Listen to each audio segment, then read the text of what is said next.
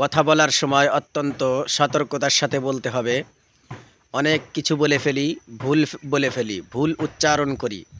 তার মধ্যে একটি হলো, মানুষ যখন মুমূর্ষু অবস্থায় মৃত্যুশয্যায় শায়িত হয়ে যায়, তখন আমরা বলি, জনাব কোতোয়ালি সাহেব গুলিবিদ্ধ হয়ে মৃত্যুর সাথে পাঞ্জা লড়ছে।